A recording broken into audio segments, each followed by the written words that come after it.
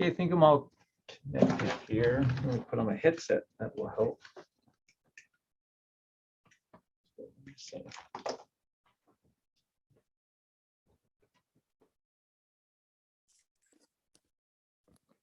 right, I think I'm all connected here. Can folks hear me okay?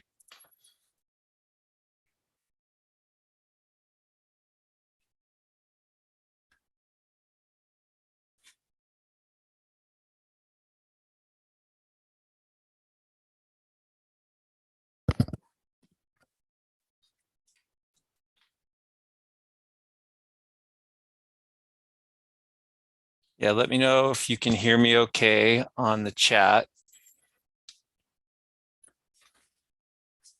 Cool, looks like it's working. Always a good thing.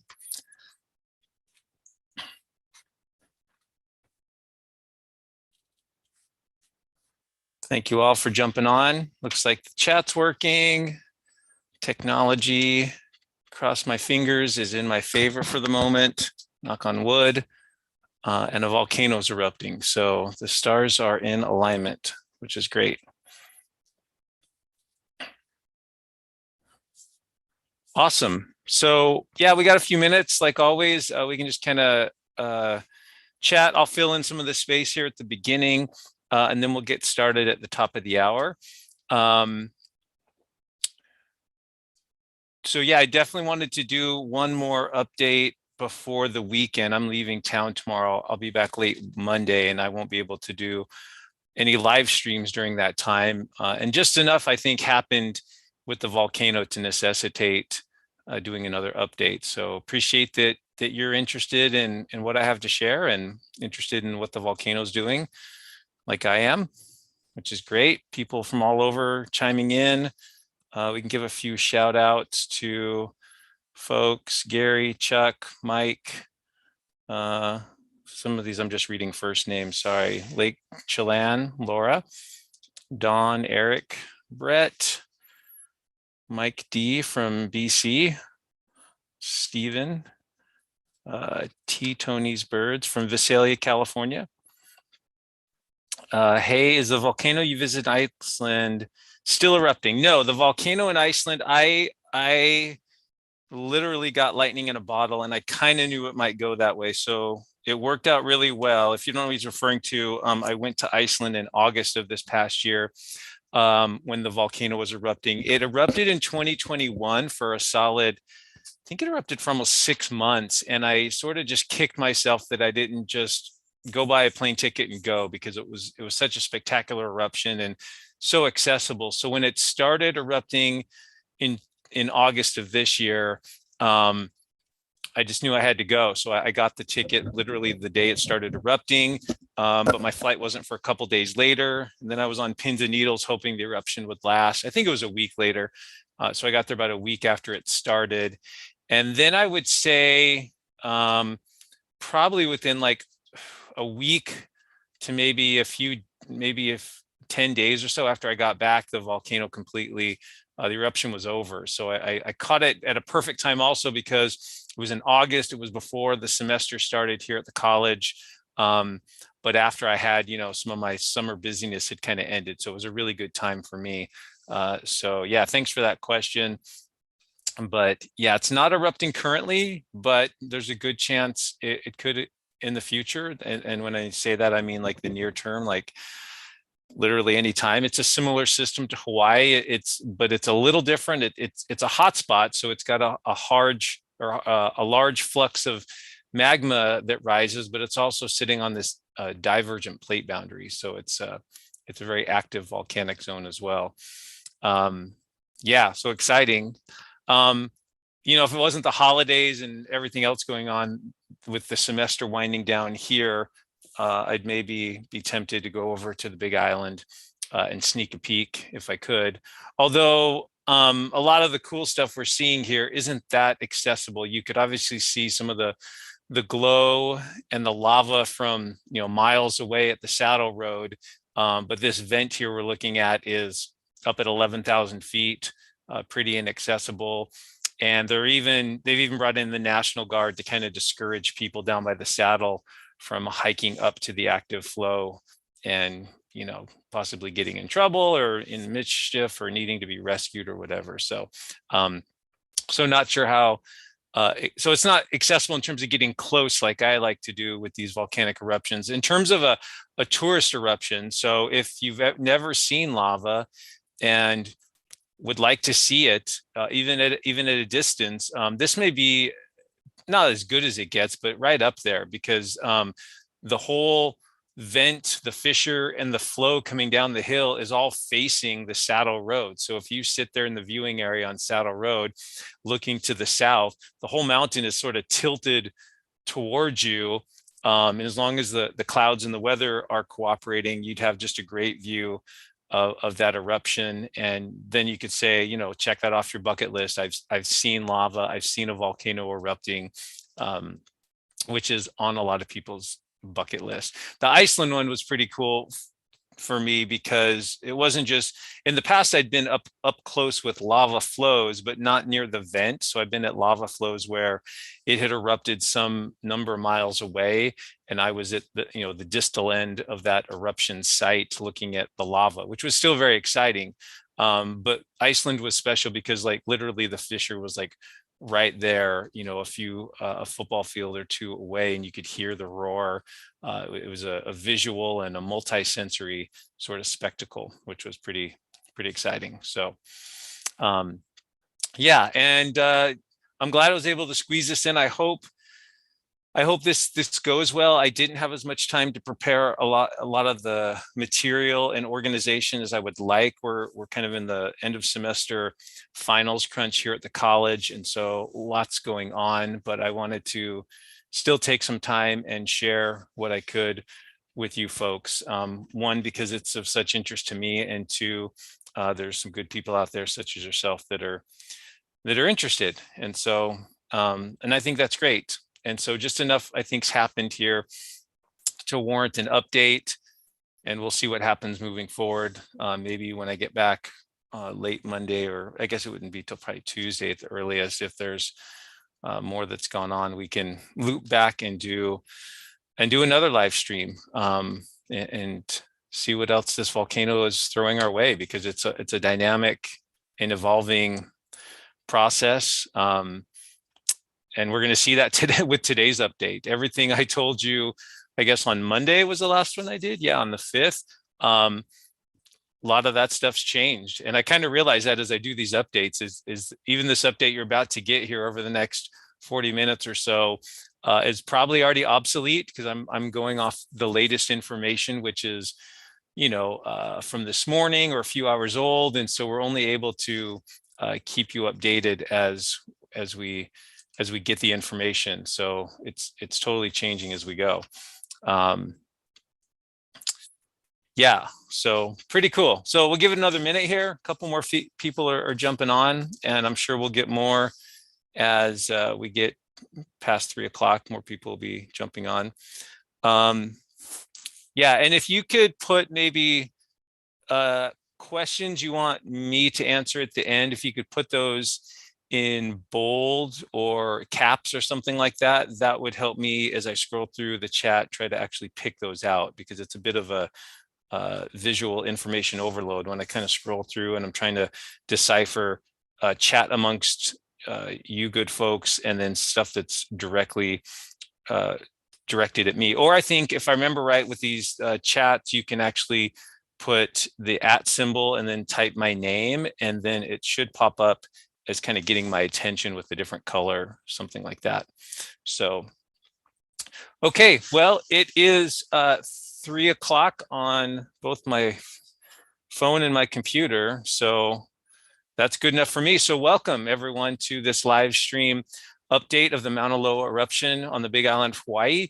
I am geology professor Shawn Willsey, College of Southern Idaho, someone who's been to Hawaii about 6 times. By no means am I the all-encompassing expert, but someone who definitely loves to soak in the information that the USGS and other good folks put out. And so I'm just the translator. I've compiled a bunch of information from a bunch of sources, and I want to share that with you.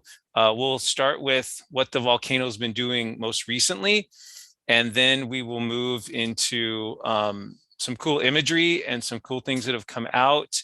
I've got a cool video from off someone's YouTube page, and I'll credit it when we get there, of Iceland, from 2 years ago, that I want to show you because I think it's a good example of some of the things that are happening with this volcano in Hawaii in terms of these breakouts that we're going to talk about here.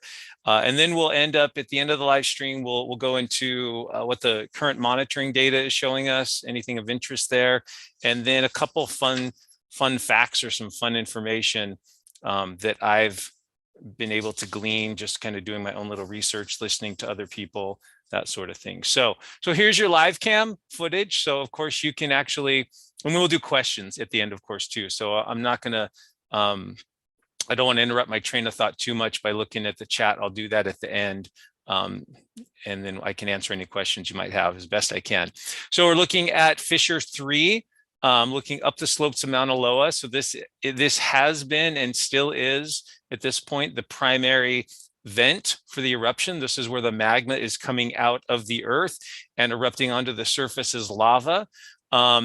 It has gases that are rising with the magma, and as the gases rise with the magma, those gases expand, and the expansion of that gas, along with sort of the heat and the runniness or the low viscosity of this lava, allows it to actually fountain. So this is what we call fire fountaining, when it's actually throwing these clots of lava all around the vent. And since it's been doing that for a good, I guess we're on day 11 or so of the eruption, for a good week and a half, it's built up a cone of spatter of basically lava, that's little clots and blobs of lava, like you can see in the video here, are hitting around the vent, accumulating and slowly building up this cone. We're looking uphill. It is enclosed on the backside. For a while, it was open on both sides because it is a fissure. So it has some, it goes in and out of your screen a little bit here. At this point, I'm fine calling it a spatter cone. I don't think I'd call it a cinder cone, even though it's probably erupting some cinders, because I think mainly what it's erupting is spatter. But this is all semantics. It's a volcano, right? It's erupting. And all this lava that's falling back down from the fire fountaining, the material that's still molten, is feeding this channel of lava that's coming out of the front here, the breach you see, and that's feeding a lava flow that's moving. A little hard to see the glow here because it's kind of sunk down in a channel off to the right here. So there's our webcam of what's going on up here. So this fissure is still pumping things out, still pumping the lava out. But the big update for today, and maybe we'll just go to the Hawaii Volcano Observatory update. So if you're not, if this is something you might be interested in, you can go to the USGS website, subscribe to their volcano notification service like I do. And anytime they issue an update, kind of like a press release, if you will, you'll get that as an email that you can look at. And so you don't have to go hunting on the internet to see if they've updated anything. But this is a new update as of this morning. So 8:48 Hawaii time, which would be about a little bit before noon here Mountain time. They issued an update, and I want to highlight a few things here. I'm not going to read the whole thing to you, but we can maybe focus on a couple things here. So it says Northeast Rift Zone eruption of Mauna Loa continues with a major change overnight. And so this would be last night, Wednesday night. Fissure 3 vent continues to erupt, but the supply of lava appears to be much reduced this morning. So in comparing the imagery and the videos of how much lava was coming out of the vent yesterday versus today, there's an apparent reduction. We don't have that quantified yet. At least I haven't seen anything in terms of the actual volume of material that's been erupted. Lava is overtopping channels near the vent, with flows extending no farther than 2.5 miles from the vent. So what that means is that that flow front down by the road, it's stalled. It's no longer an active channel. Channels below this point appear drained of lava and probably no longer feed the main flow front. So this is good news for people in Hawaii, because this means that at least for now, and things can change, it's a dynamic and evolving process, but at least for now, there's really no threat or minimal threat to the road, saddle road, being overrun by lava, because now the lava is not advancing, the lava flow front is not advancing. And I'll show you a map here in a second. So yeah, as of 5:30 today, the flow front was stalled about 1.7 miles from the saddle road. It's now inactive for most of its lower length, but the flow front may appear to advance a little as it settles. So realize that, and we'll look at this, that the lava flow is still moving possibly underneath the crusted over surface. And so you can't totally make the conclusion that everything's just kind of stopped in its tracks. So that's pretty exciting. Let's go to let's go to the map next to kind of get a good feel for everything. So again, our summit caldera where the eruption began, there was a fissure here on the 28th, the evening of the 27th, 28th. That moved over to two fissures, fissure 1 and 2, that fed these small flows here. Then fissure 3 became the dominant fissure, along with fissure 4 for a short time. But now we can see fissure 3 is feeding a channel. That's what the yellow is showing here. Yeah, lava flow channel. Everything in pink is the older flows from when this eruption began that are cooling and crusting over. And then the red here indicates the new area of lava over the past day. And this is as of yesterday. So this was yesterday, Wednesday in the morning. So this is undoubtedly a little bit outdated, but the most current map that the USGS has put out. So notice that the flow front, the leading edge of this flow, hasn't moved much at all. It was moving, well, it's not moving at all now, but yesterday on Wednesday, it was moving at pretty slow rates, maybe 20 feet per hour, about 7 meters an hour. Mainly due to little breakouts in the flow front here, this flow. And then the more significant thing is a lot of the lava has actually been breaking out the sides of the channel and feeding these secondary flows here. So even though this looks like the lava flow just got wider, these are actually new flows where the channel here has overtopped its levee or broken out. And I'm going to show you some videos to show you how this occurs. And we now have overflow or breakouts on the eastern and western sides of the channel that had been flowing. Notice that they're moving downslope, largely following and mirroring this flow front here. But again, this is good news, because if you take the lava supply coming downhill, and we previously had focused all that lava supply on the leading edge, which kept pushing it further and further towards the saddle road, now you can see that we've taken more or less that same amount of lava. Most of it's barely even reaching the front edge, because a lot of it's breaking out of the channel, spilling into these and forming these secondary channels, which are now pushing forwards. And so it's kind of like it's reversed itself in a way, and now it's got to cover the same ground it covered previously, but with a parallel channel moving along the sides here. So again, this is all really good news for the infrastructure and the people who depend on this highway, as a means to get back and forth across the island. So it's establishing some new paths here. So we'll look at an image of sort of what this looks like from the air. There's the fountaining. I do want to show you, this image is somewhat important here. This will actually show you, you actually can see two geologists here. So this is a time-lapse shot from today, this morning. There's the fissure 3, of course. These people probably look really close to the volcano to you, but I can assure you they're safe. And a lot of that's just sort of the visual foreshortening, or the way that it makes things look a lot closer than it would be otherwise. So they're definitely out of harm's way. But what I want you to focus on here is the height of the fountaining that's going on. And obviously this is just one shot, but the fountaining had been going, from, if we assume this is sort of like the base of the cone up until this point here, this distance here was about, 150 to 200 feet or so above sort of average ground level here. But I want to contrast that with the next image, which was taken last night. So this is what it's doing right now, and that's kind of typical of what it's been doing the last few days. But last night, again, this is the exact same webcam. So this is not closer to the volcano. This is from the same position here. You can kind of make out some of the same features like this little ridge here. Whoops, went the wrong way, sorry. You can kind of see that's that same ridge there. But now let's look at the actual height of this thing. So again, the ground level was somewhere in here. And now we can see that it's going off the image, but it's probably fountaining something like this. And so they're estimating that the fire fountaining last night was maybe as much as 500 feet or so, which is pretty remarkable.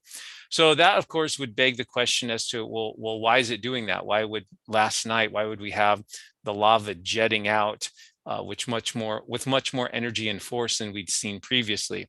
Could be lava supply. But more likely what it is, and what we have here, and this is from Hawaii Tracker, this is a great little image that they put together of the time lapse. So here it is during the day, and then this will loop back on itself. But then you can see it really get going at night and kind of shoot out even higher. And this is just an 8-second loop. I'm going to let this go so you can kind of digest this. So again, we're going from last night when it's dark, and then into today. So there it is getting dark in the evening last night, that high fire fountaining last night, and then it dissipates. And then at the end of the loop there, you see the geologists scrambling around, scurrying around, doing good things. And so a couple things to see here. You can actually, if you watch this area here, you can actually see it kind of growing out in towards the vent itself. And this is just some armchair quarterbacking on my part, but it seems like there's a lot of mass being added in this interior part of the cone.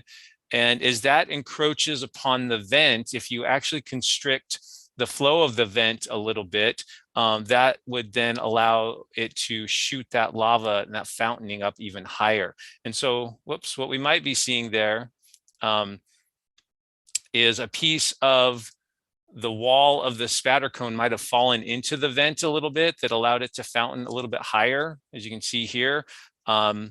Or maybe just the constriction as it was building up more of this lava material here. And then ultimately, as that material falls down, it kind of blasts down the channel here. So who knows? I'm sure if you spent enough time with this, you could probably get a sense for that. The other thing to kind of see here is you can actually watch the surge coming down the channel here. It kind of like ebbs and flows a little bit, like it goes up and down. Sometimes it's coming out faster, sometimes it's coming out a little bit slower. So I thought that was pretty interesting, and that might account for some of the differences we see there. So this is on Hawaii Tracker on Facebook. This is a group of good people, Dane DuPont, Philip Ong, who provide a lot of the updates. I get a lot of information from them. Philip is a geologist as well. So you could go on and check that out. And so he's put together that nice little loop there that kind of helps us see things a little bit closer. Here is another image. This is from the USGS. This is a little bit trickier to kind of see, but this is an aerial view of the eruption. And just to highlight a few things here. So we can see Fissure 3 up here at the vent. You can see the plume of volcanic gas moving off to I guess that would be the northwest, something like that. Then we can also see, it's a little hard to see because it's partially during the daytime, but you can actually trace out the lava channel kind of coming down through here. And then the channel previously went down here towards the flow front, but this new breakout has occurred here that's feeding these lobes here. So this is one of the breakouts here on the east side of the main channel. So the main channel coming down this way, that's the one that comes closest to Saddle Road. But these are these new breakouts of lava. There's one on the east side, and I think this photo was taken before there was one on the west side there. But again, you can kind of see the river of lava, the main channel kind of coming down this way. So they're able to capture that. And these are, you can see that they're incandescent along their leading edges. These are typical flows. So these would maybe be 10 to 20 feet tall at their leading edge. Loud, it probably sounds like glass breaking if you look up a video of footage. And I believe I showed one previously, it would kind of look that way. So pretty cool there. So that's an aerial view of things. Let's go to Kit Tincher's map. So this good guy has been putting out maps for us all to kind of digest. And so again, Caldera area here, fissure 1, 2, and 4 that are the inactive fissures are here. This is the Northeast Rift Zone. This is fissure 3 erupting up at about 11,000 feet elevation. He's put on here with these pastel colors other historic eruptions from the Northeast Rift Zone from Mauna Loa. So you can see the different ages and the extent of those lava flows there. And then of course we have the main fissure, or the main lava flow from fissure 3 that's a good, I think it's like 12 miles long, down to this point here. And what he's added here, so we've been watching these for several days on our updates here. We can see each point along the way, and as these points get closer and closer together, of course, you can see they're all at the same time, more or less, right? 6:30 in the morning, the 1st, the 2nd, the 3rd, the 4th of December. So them being much closer obviously indicates that the lava front has slowed down considerably. And now we're getting word today that it's completely stalled. So this lava flow is no longer active here. So I'm sure the next map that they'll put out, they'll change this red color here to pink because it's stalled and stopped moving, at least for now. And then the new thing going on here, of course, are the breakouts along the margins of the flow. So we've got this one here that kind of broke out, came alongside this here. Or maybe I should switch colors since red on red doesn't look good. But we can see this lava flow coming out along the eastern margin here. That's the photo I just showed you. And then another one here. I'm not sure where the actual breakout is, although they say it's here. It's feeding this western one. And there could be some smaller ones here as well along the western flank of this flow. So that's pretty cool. But this is all good news, right? So I mean, we're ending up with such a convergence of fortuitous circumstances, I suppose, where if you had to have an eruption at Mauna Loa and you wanted to keep people and infrastructure safe and not just cause too much of a distraction, keep people out of harm's way, and yet make a visually appealing eruption that residents and visitors could enjoy, this is turning out so far to be maybe the best case scenario in terms of the location, in terms of just sort of the visual aesthetics, and then also, yeah, just kind of how it's behaving so far. So it's behaving really nicely. And so let's go to, I've got some great photos. So Paradise Helicopters has provided these. So if you're ever on the Big Island and you want to do a nice helicopter tour, whether the volcano's erupting or not, this would be maybe a company you could go with. So they've got some nice images here. There's one of the helicopters in the foreground here, just some great photos of Fissure 3, the lava flow coming out of it. This is the vent, of course. You can see the gases rising there, the fire fountaining, sort of an overhead view there, the channel coming out the north side. This is part of the Mauna Loa Observatory Road that was cut off by the flows. So we can see these flows coming down here, the incandescent glow around the A'a flow on the leading edge.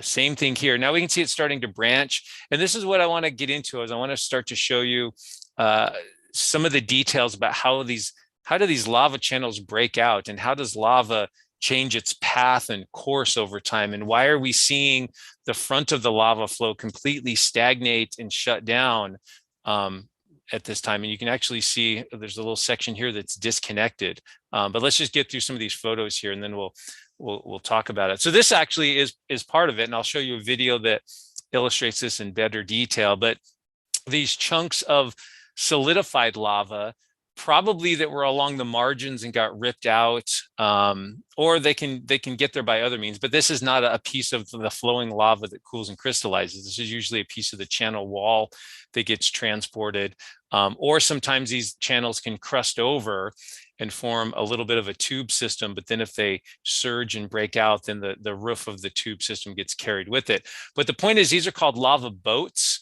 If they're more spherical, they're sometimes called lava balls.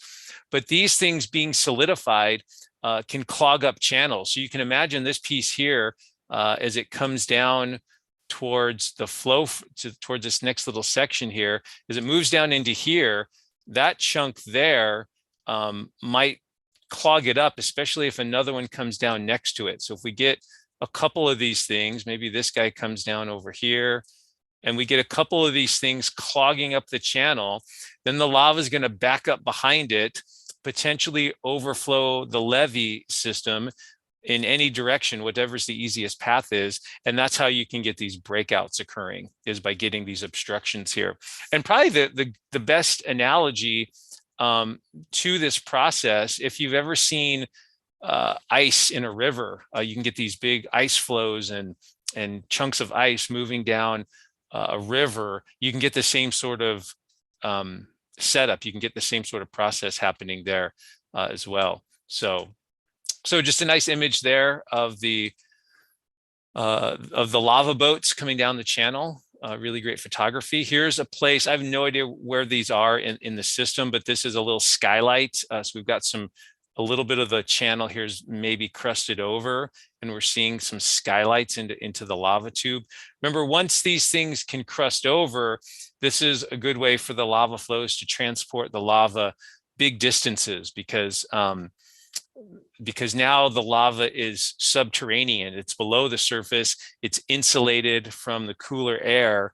And so it's more effectively able to travel bigger distances because it retains all its heat and its thermal properties. Nice big picture there of the vent and the channel coming down. Yeah, same stuff there. These are great. I'll show you. Yeah, there's a little section that's crusted over, presumably.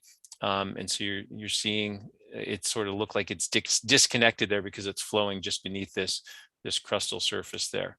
At least that's the way I would interpret it. Back up at the vent there, the lava fountaining.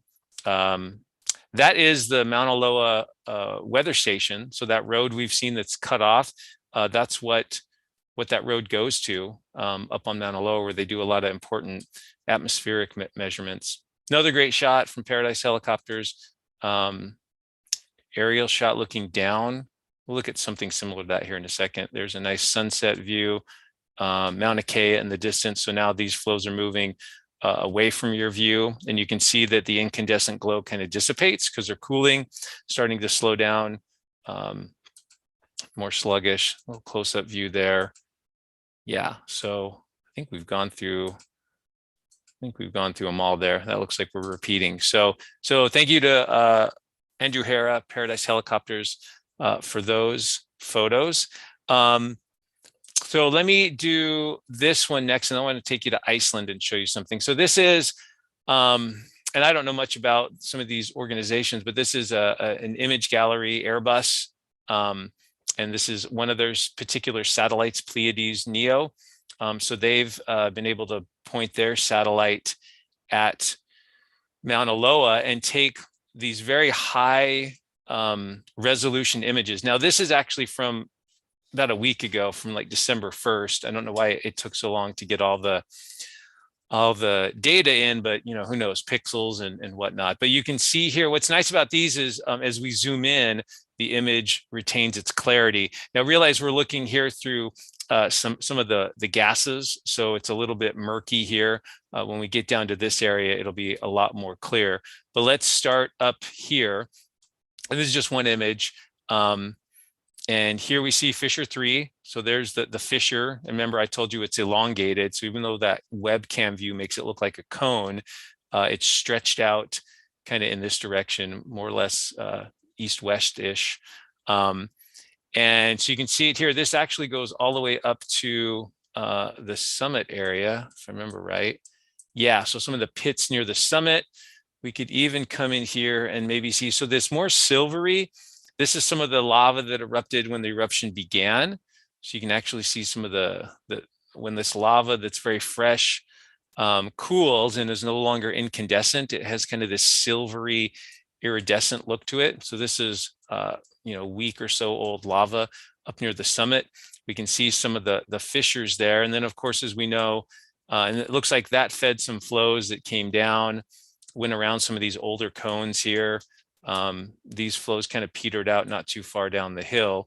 Then we kind of lose everything in the plume of gas until we get to fissure 3. What's kind of interesting though is if you come back here to the shadow of this ash column and you get in here close, it looks like there might be a little bit of incandescent. Maybe when this photo was taken again about a week ago, there was still a little bit of a fissure or a little bit of a flow there that was still glowing. A little hard to tell, but you can see some of these other flows that came down this way. Those are, of course, are all inactive. Here's our fissure 3 and our flow coming down. But if we get in here close, you can see these kind of islands and these. I want to just kind of focus on the channel geometry. So this flow at some point overflowed into this one, it would appear, and formed a secondary channel. But then in this case, they merge back together. So it's a little different than what we see with like streams, right? Here's a section of the flow that has crusted over a little bit. And so the lava is actually moving underground. So that's connecting those two pieces there. Again, a couple other ones here. The main channel, of course, is over here. But again, you can kind of just see the way these things are kind of braided, the way they kind of break into segments as they move down. Just really interesting, just kind of cool. Of course, where it's moving a little bit faster, maybe there's a little bit of a drop in slope there. That's where it's going to tend to be a brighter orange. So you'll see that show up in the color where it's maybe a little it's moving faster and a little bit hotter there. Other places where it's kind of slowing down and partially crusting over, it's more of this dull orange and a little bit of the black down there. And we can see some of those lava boats as these little kind of black specks in here. Maybe these came from some of these channel overflows here. And I don't think this image goes all the way down to the leading edge. Yeah, that's, oh, no, it goes a little bit further than I thought.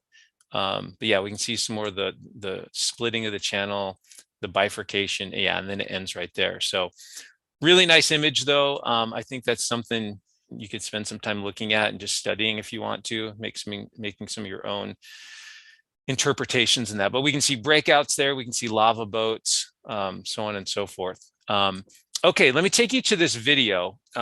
So this is, I want to give credit where it's due, Traveler in the Whole Wide World.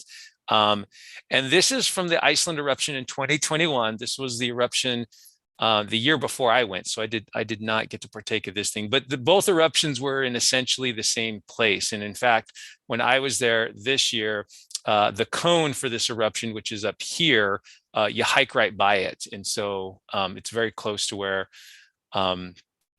the 2022 eruption occurred. So I want to take you, it's a 10-minute video, but I don't want to watch the whole thing. I want to take you to certain parts of it. And I want you to be thinking a little bit about what we've seen in Hawaii and some of the similarities here. So this eruption here is coming out of the ground up here away from your view in the background here and flowing down this valley towards your view. And so we'll just kind of like, I'm sure they did this with a drone. And so they've got some nice footage here.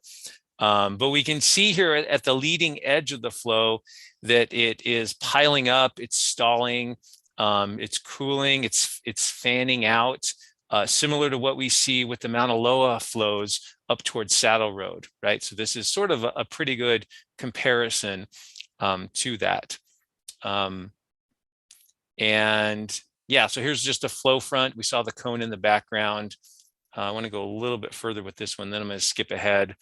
So now they're kind of coming over, but you can see it's not really moving that quickly, right? At least as you can tell with the drone moving, that the flow rate here is very slow, nearly imperceptible. So now we're going to work our way up higher onto the flow, and I'm going to skip ahead a minute or so to about here. So now we're working our way up the channel, and now you are seeing the actual lava flowing. And in fact, right here, I want you to focus on what's happening here, because here's one of these breakouts. Here's one of these places where the lava flow is in part leaving the active channel. There's one on both sides, actually. Let's pause it right there. There's one on this side and one on this side. So again, I just wanted to help you understand how these lava channels, how dynamic they are, how they can shift channels. We can see a lot of these kind of lava boats coming down. So who knows what actually caused this? This could be caused by increased supply, like a flood of a river. So if you increase the amount of lava, the lava channel or the river of lava rises, and that can spill over at the lowest point. Or sometimes it can be these blockages. So nice little view there of these lava boats coming down, overflows out of the channel. These things are sort of stationary islands in here, but you can see it kind of feeding these two flows on either side of the channel there, even though the main flow is still heading down the slope. Let's see, coming back up, I think I want to skip ahead a little bit more.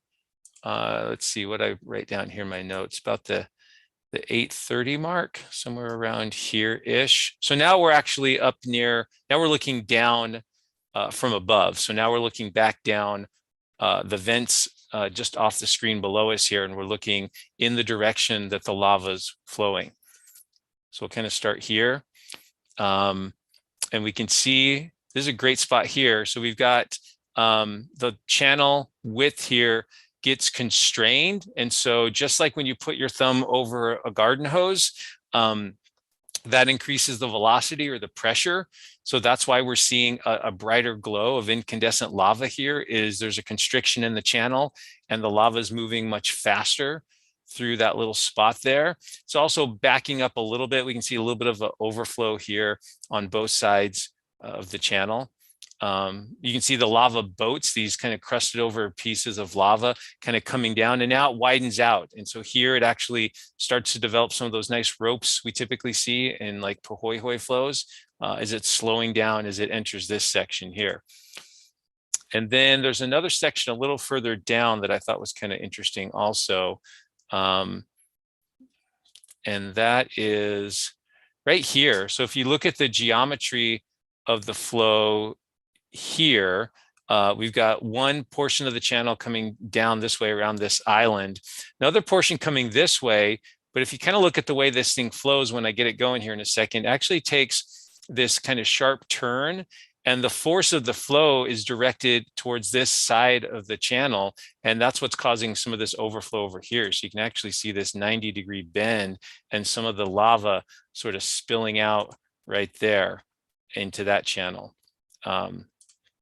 Pretty cool. I mean, you can learn so much from these videos, just watching the dynamics and kind of just teaching yourself. So anyway, so this is a nice little video, and I thought was pretty instructive and a little more cohesive view, putting it all together, I thought, than anything I've seen at Mauna Loa. We just I haven't seen anyway, the footage that kind of puts it all together quite like that. So hopefully you found that helpful. There was, last time we chatted on Monday, there had been some questions that I promised I would get to, and then I totally forgot. So the big question people have had is about Pele's hair. And so I've seen this stuff. It's pretty cool. And the way this forms, so this is actually, even though it actually does look a lot like hair, it even has the same diameter for the most part as human hair. But it's incredibly stiff and brittle and sharp. So it's not pliable like a human hair would be. And the way we form these, maybe I can go back to what would be the best thing to go to here. Maybe if we go back to the fire fountaining here, this would be a good way to maybe explain it, although I might just have to pause it here. And when we get one of these nice, come on, that's pretty good. So as the lava is being jetted up into the sky, we can see it's mainly clots of lava, right? That's what we're picking up with our eyes, is these kind of dark and red masses. But what you can't see, what would be sort of a finer detail, would be just tiny, even smaller, more like, BB size or marble size pieces of lava that are thrown out of the vent, but they're thrown out with enough force and energy and velocity that they actually get sort of stretched out, or what's the right word I'm looking for? They get kind of drawn out into these thin strands. And because they're cooling so quickly, because they're so thin, they cool nearly instantaneously, and they're quite glassy, though they really don't have any crystals or structures in there, that sort of thing. And so And so these are these things called Pele's hair, and they do look a lot like human hair. In fact, when you find it accumulating in places, it can look a little more golden than this stuff does here. It's incredibly fragile. Like, this person could obviously just crush this with their hand. They might get poked in the finger a little bit too, because again, it is pretty sharp. But this will tend to accumulate. It can accumulate sometimes on power lines or trees. It can settle into little low places. It's just sort of wafted by the wind and carried. So as the fire fountain carries the material up and the gases escape, it can go up into the atmosphere, and it's so light, these little fibers, they can be carried downwind. And so apparently there's been some reports at Honeka'a of some of these of accumulations of Pele's hair. And why that's significant, I suppose, if you're in Hawaii, would be if Pele's hair can accumulate in your community, my guess would be that the air quality is maybe not as good as it could be, or at least, you've got these solid particles of glassy rock. Essentially, that's what the Pele's hair is, that's accumulating in your area. And so just maybe to give you a little perspective of where that report was coming from. So the eruptions up here at Mauna Loa, Honeka'a is over here on the northeast coast, on the west side of the island, kind of the entrance into Waipio Valley over here. So I'm sure it's been reported in other communities as well, but I thought that was interesting. I saw that report today. I think it was USGS. It might have been someone else, that someone had reported Pele's hair there. You might have also heard of Pele's tears. I didn't pull up a photo of those, but you can kind of start to see it here. Basically, it's a little thicker chunk of this same material that gets thrown out of the lava, cools quickly, and it forms kind of an oval or tear-shaped, BB-sized dark piece of glassy basalt that can also get carried by the wind. They don't get carried nearly as far as Pele's hair. Pele's hair is much finer. And so it gets carried over a bigger distance than Pele's tears, but you do see these two. And you can really, it's kind of cool to see, at least the first time I saw it, it really kind of clicked with me how in the ancient native Hawaiian culture, how you can start to associate deities and personas with the landscape. When it really does from a distance, when you see an accumulation of this stuff, it looks like kind of blondish brown hair, a clump of it. And so you could see how that association with like the goddess Pele and the volcanoes, how all those things kind of tie together. So pretty interesting. Okay, let's see what else I have here for you folks. So hopefully I've explained well the breakouts in the channel and how that can kind of change the channel's geometry and shape over time. I want to kind of go back to one of Kit's maps again, and I want to use the 1984 eruption of Mauna Loa, the most recent one, as a way to understand this. So what we've seen here in 2022 over the last week and a half is the magma coming up at the caldera, migrating into the northeast rift zone, feeding a couple of fissures, and then ultimately settling on one fissure that is still active today and producing this one flow here. But now we're starting to see that these breakouts are coming around the outside. And as an example, let's look at the 1984 eruption. So the 1984 eruption begins right here, I believe. Or was it further up the rift? Maybe it was these two.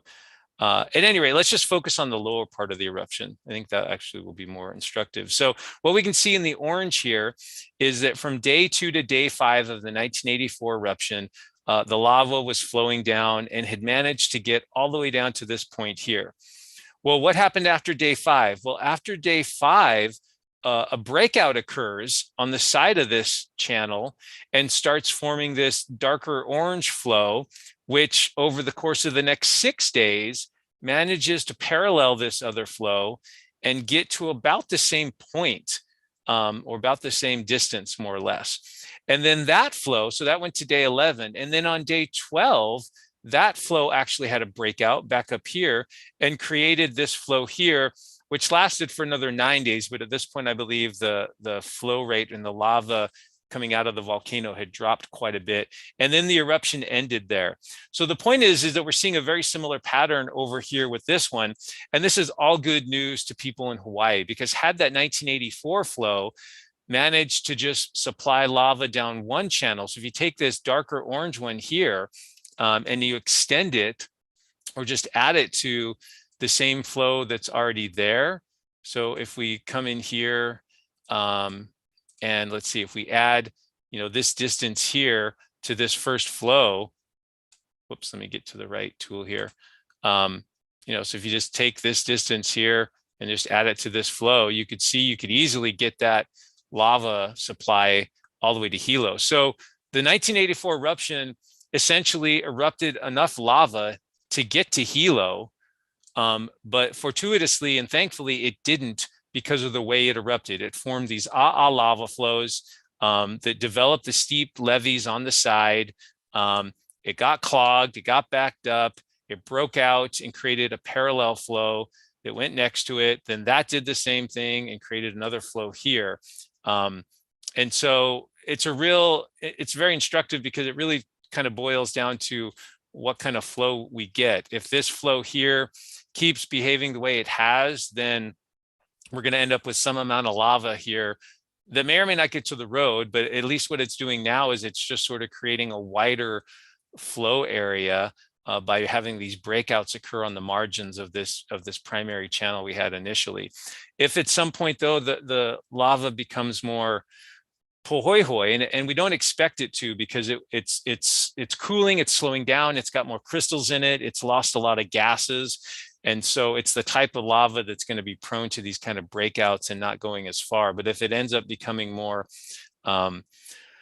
fluidized, maybe more gas influx or fewer crystals somehow, which is the opposite of the way these things typically behave, then it could go further. But for right now, things are looking pretty good. So yeah, these breakouts are diverting some of the flow's energy from the front. And so we'll have to see how this pans out. Hopefully, next time I talk to you guys, we'll have some updates and some information. Of course, you can follow along as well on your own. So anyway, I thought that was an interesting comparison. The 1984 eruptive sequence, starting here with this solid orange, then breaking out and forming this secondary flow parallel to it with the darker orange, and then finally this kind of reddish flow over here. Okay, let's look at some monitoring data to kind of wrap this up, and then we'll see what questions you have. So these are earthquakes. I actually pulled earthquakes since the last update. So this is earthquakes for Tuesday, Wednesday, and today. So this is 2.5 days or so worth of data on earthquakes. So we can see, again, nothing alarming here, nothing that suggests the magma's on the move in the subsurface. All of this stuff makes sense. All these earthquakes near the summit reflect the initial inflation and the magma that did erupt here, but then the magma moved into the Northeast Rift Zone, where it has been more or less fixed for 8-9 days. And then we're seeing at the summit area, because the magma moved elsewhere, we're seeing some of this area kind of settling, contracting. The rock, even the lava that erupted here is cooling over the last week or so, and that's causing some settling and some movement, rock shifting and breaking. When that occurs, that's what generates earthquakes. So that's pretty well explained. Over at Kilauea, I want to talk a little bit about Kilauea moving forward, but they've actually seen a slight uptick in seismic frequency. So there's a few more earthquakes occurring here than normal, including this one here. So they did have a 3.6 yesterday, depth 0.1 kilometers. These are all measured from sea level. So this is not too far. And the volcano's at about 3,500 feet or so. So, maybe about a mile down or so, maybe a little bit less for that earthquake there. And what I heard today in one of the briefings from the USGS is that this earthquake in particular was interesting when it was analyzed by seismologists, because it appeared to occur in an area beneath the volcano where it wasn't rocks breaking, it was more soft material, almost with like a liquid type signature to it. So was it something in or near the magma chamber? Who knows? Was it actually, is it indicative of magma movement? Not sure. But basically what they were saying about Kilauea is that it's been behaving odd. So everything that's happening at Mauna Loa is exactly what you would expect from what we've seen at the surface, right? That everything in terms of earthquakes, in terms of deformation, all the monitoring equipment is showing us what we'd expect to see with this type of an eruption. But at the same time, we've got some odd things going on here at Kilauea. And when I say odd, let's make sure we're not alarmist at all. The East Rift Zone, which is of primary importance because this erupted well, it's been erupting for quite some time, but in 2014, it sent lava flows almost to the town of Pahoa down here, and they came really close. And then in 2018, it erupted in Leilani Estates in this lower East Rift Zone, creating this big cone, Fissure 8, which was the primary event that caused all these lavas that went down to the ocean, took out roads, filled in what was once a bay down here, Kapoho Bay, and caused all sorts of problems and headache and beauty, I suppose, as well, right? These things aren't always destructive. They can do some wonderful things. But the point is that they're not seeing anything that suggests magma is moving into here. So let me just jump to my fun thing that I kind of learned, and that is sort of the connection between these two neighboring volcanoes, big brother, little brother, if you will. So what we're seeing is that we know that these two have separate plumbing systems, right? They each have their own shallow magma reservoirs beneath them. And we know that because the chemistry shows that. The chemistry of these two is not shared, but it's distinct. And that's one of the primary pieces of evidence that tells us that the Kilauea over here and Mauna Loa have their own shallow magma bodies that supplies lava to the surface. And we really haven't seen these two erupting since 1984. So if you think about it, over the past, 38 years, we've got all sorts of better technology, better instruments, imagery, way more than we had the last time these two were erupting at the same time. And so we're able to glean some better information.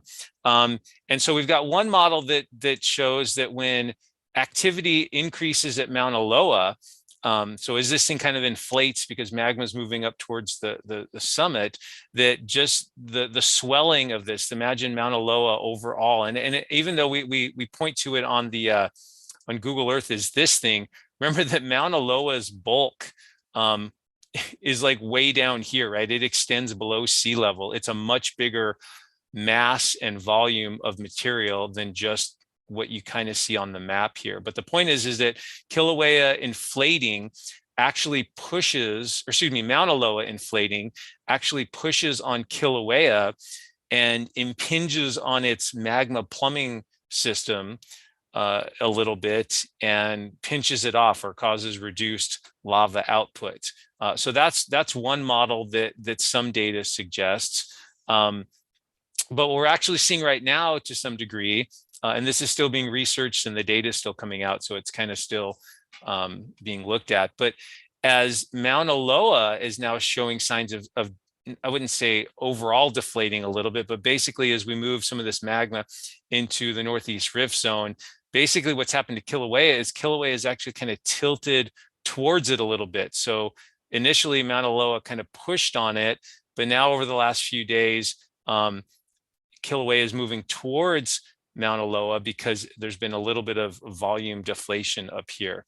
And what we've seen with that happening then is we've seen this little uptick in Kilauea earthquakes. And what they're saying right now is just kind of behaving odd in terms of like the exact seismic signatures going on there. So kind of interesting. I thought that was pretty interesting.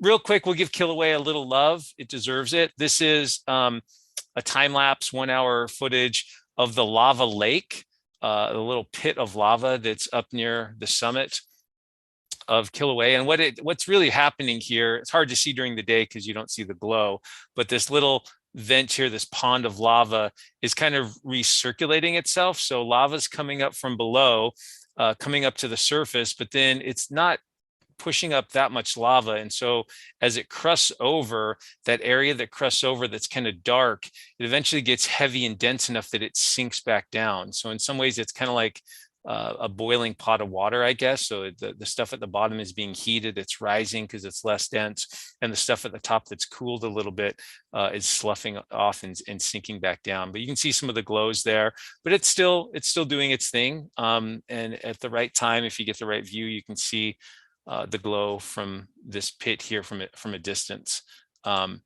Yeah, and so Kilauea is still kind of doing its thing a little bit there. So I think that's all I have. Let me check my notes here. Yeah, hopefully that was helpful. Again, I apologize. I didn't have as much time to put into this with finals and such.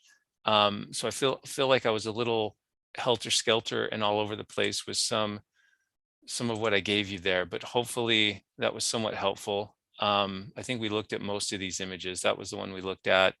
This one's from a few days ago. Oh, I suppose we could look at this one real quick as sort of a final send off. We have looked at this before, but we only saw 3. So we've seen this thermal imagery from November 30th to December 1st to December 2nd, but they've added December 5th, which is Monday. And I think you could get in here and zoom in and look at the fine details, but basically you can see some of the changes in the channel shape and behavior. So these are all from the same point with the Fissure 3 there at the uphill end. And so you can see, big picture, you can see the advance of the flow front. It'll be interesting to see when they put out a new one of these, because we don't expect there to be much movement here at the north end. But with these new breakouts occurring here on the upper slopes, you can actually kind of see the beginnings of one. Let's see, right here, maybe. Let's go. I think it was in the next one over. Yeah, like a little bit of one right there. A little bit of one kind of heading over this way. So it'll be interesting to see how these line up when we get some additional imagery as well. So cool stuff. So hopefully you found that interesting. I'm gonna switch over now to looking at the chats and seeing if anything. I'll look for the cap stuff first. How much lava has been measured? That's from James Coleman. The last thing I saw, again, the hard thing with measuring the volume coming out of the vent is the depth. We know the velocity that can be measured. And in some of those channels where it's moving quickly, like for example, I'll show you one quick one here. So let's go to videos. Yeah, so if you watch something like this, that's lava that's moving, that's about 20 miles an hour. If you actually do the math on it. This is up near the vent, of course. This is kind of instructive because what you can see here, turn the sound off, is the lava is coming out of a constriction just to the left of the image here. It's moving fast, but then it's hitting this broader section. You can actually see it starting to fan out and form these ropes, those classic Pahoehoe ropes. So it's slowing down just a little bit, just right here. Like you can see it just booking on the left side and then kind of slowing down a little bit. But back to the question. So we can measure the width across the channel. That's pretty simple. We can measure the velocity, pretty simple. But what we don't know is the depth. How deep is the channel? And so they're trying their darndest to make estimates about the depth of the channel. And you need that in order to accurately quantify the volume of lava coming out. But nonetheless, the big news today with our update there is that there's a significantly reduced amount of lava today based on the imagery, but they haven't measured it yet. So best we can do there, James. Another question from James, is the active cone a different location than the other previous eruption cones? If I'm reading you right with your question there, I could go to one of Kit's maps, I guess. Let's go to the other one. Yeah, this one. Yeah, the cone's the same. So all the cones you've been seeing in the live webcams and stuff, that's all Fissure 3. It's changed its shape a little bit, but the location's the same. So even though the eruption dynamics are always dynamic and evolving, the location is the same. So hopefully I answered your question there. Brett Walker, how long will the cooling lava be hot, warm to the touch? Good one. It can take weeks for the lava, which comes out at over 2000 degrees Fahrenheit, to cool enough that you could touch it without burning your finger. Now, there's other factors in play there as well in terms of like the actual, is it coming out of a crack? Is it like a lava flow surface? Is there still a lava tube underneath it? Because that's going to generate and dissipate a lot of the heat vertically up through it. Yeah, so I would say if you were standing, you know, right here, and you wanted to put your hand on the lava and it was molten 2000 degrees right now, how long would you have to sit out there and wait? Let's assume that it just starts cooling and crystallizing right now. How long till you could actually touch the stuff? At least a couple days, I would say, would be a good guess. If you had a water truck up there and could dump cold water on top of it, you could probably touch it to some degree within maybe a few minutes or so. Yeah, I'm going to look for the CAPS ones first, then I'll look back and see if I missed any questions. Oh, maybe I got through it pretty quick. Maybe there's not that many questions. Maybe I did such an amazing job. Probably not. The volcano visit Iceland. Oh, I already answered that one. Let me see. I've noticed a volcano cam shaking. Does that indicate a tremor? No, it's probably the wind. So when you see the volcano camera, this is Mindy's dad, shaking or vibrating a little bit, that's the wind. And yeah, someone answered that. Windy here today. Thank you. Yeah, because they tend to just put those webcams up. They sometimes just pin up the tripod with some rocks and some other things that kind of jerry rig it. It's not fixed because they want to be able to retrieve it if the eruption changes location, or if they need to put it in some other location to get better footage. So they tend to just kind of just get it set up with whatever's around.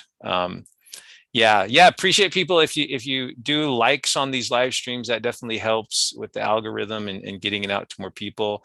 My good friend Chuck wants to know, could the fountain surge last night have been from a volume increase and then have been responsible for the new outbreaks? I think, Chuck, and maybe someone answered this already, but the outbreaks began before the surge. So if you look at Kit's nice map here, this eastern outbreak started yesterday morning at 6 a.m. Local time. And the volume surge that we saw was last night, right? So it certainly, you know, if that enhanced fire fountaining was due to increased volume, then that would send a surge down the channel, overtop it, and create more breakouts or supply more lava to the breakouts that are already there. But my best guess is that's not the case, that it wasn't a volume increase. My best guess in looking at that cone change shape was that something partially clogged the vent a little bit, and that caused the fountaining to jet a little higher. Another possibility is the batch of magma coming up just had a little bit more gas in it, and so it created that fountaining as well. But really good question, Chuck. Appreciate it. Has Mauna Loa ever had a persistent lava lake like the ones we see at Kilauea Summit? Oh, really good question, Brian Rass. I think so, but I don't know. I have not read up extensively on Mauna Loa's eruptive history, but just the mere presence and look of the summit caldera, Maku Viovio, if I pronounce that right, and I probably didn't. I think that it's had a lava lake here, and really, it kind of, in a way, it kind of did on last Monday when it started erupting, because we had a fissure open up in here and pour out lava. Now, is that a lava lake? Or if you mean like a convecting lava lake like we see in Kilauea, then that probably wouldn't be the same thing. But my guess is that it probably has, but I don't know for sure. And obviously every subsequent eruption kind of covers the surface. So good question. We'd have to dig into the archives there to see. Let's see, people talking about the road. Yeah, 2014 stopped just short of the Pahoa transfer station. I was there in 2014. yeah, it was scary times. It was uncharted waters when the lava flows from Pu'u'o, which had been flowing to the south and southeast towards the ocean for literally decades, like 30 something years. Um, they started getting redirected this way and erupting and flowing. We had some of these eruptions pop up here that were feeding these flows that were heading towards Pahoa. And so you can actually see here just how close, there's the transfer station, I believe there. And you can see these flows, how close they came. I mean, it was a matter of less than a mile, right? A really short distance from the edge of the flows and the town of Pahoa. And those residents were very much nervous. And then unfortunately, 4 years later, it spared the main part of town. But we had the eruption here in Leilani Estates. The fact that we have these communities built right over the East Rift Zone is unfortunate. We could lay blame to whomever, poor planning, bad land use planning, whatever, but it's definitely a hazard zone to some degree. Okay, let's see, anything else? Sweet. I think I got through them all. So thank you all for jumping on today. I am heading to North Carolina for the weekend. I will be back in town late Monday. If there all sorts of cool things have happened that I'm so eager to share with you, then I will probably do a live stream Tuesday. If not much has happened and it just doesn't, the need's not there, then I'll probably wait and just kind of see how things go. But hopefully you can kept abreast of this through various sites and outlets. But I appreciate you coming here to get my take on things. So with that, I'm going to sign off. I'm going to check one more time and see. Yeah, thank you. Put them directly up front on your YouTube channel, not hidden behind a playlist. Okay, I will try to figure out how to do that. I am not the most savvy YouTube channel person. I did, however, put them. I guess I could show you this real quick. I did put them, and hopefully this helps a little bit. But they were just all hidden. But they are kind of up front. If you just go to my main channel there, there's videos, and then past live streams are right here. So hopefully, yeah, they're not hidden in a playlist. They were hidden for a while under live. You had to click on live to find these Mauna Loa updates. And I figured out how to move them just to the homepage. So like this will be the most recent videos here, live streams here, and then what it deems the popular ones based on views will show up here. So probably another way to organize it. It's a work in progress, but I appreciate all your suggestions and such. So for now, everyone stay safe. Enjoy the weekend. Enjoy the basking in the glow of Mauna Loa. Who knows how long this will last? I hope some of you can go out there if that's in the cards for you and witness the eruption. I have a buddy who's a pilot for United, and he was actually there 2 days ago and was able to drive up to the saddle at like 1 a.m. And I think he drove partway up the Mauna Kea road and watch it. But I mean, it's really just a perfect situation, right? You can sit here in your car, comfy, cozy, or get out of your car and look up at this big eruption that's taking place that's actually tilted towards you, right? The land surface is tilted towards you. I mean, if you kind of contrast what's happened here with Kilauea, it's hard to see what's going on in Kilauea because it sits down. At least what's happening now is it's down in this deep, deep pit. So it's hard to see the lava directly from any vantage point. You can kind of see a glow in the sky at best. And in 2014, the eruption was kind of here in this jungle area. So it was really hard to get to. We took a group of students with a local guide and slogged through the mud for 2 hours to get to it. In 2018, it was also, at least when I was there, I think if you got there early, it was pretty accessible. But by the time I got there in early June, sorry about all the movement, they had shut down a lot of these roads. Like these 2 roads here were completely shut down.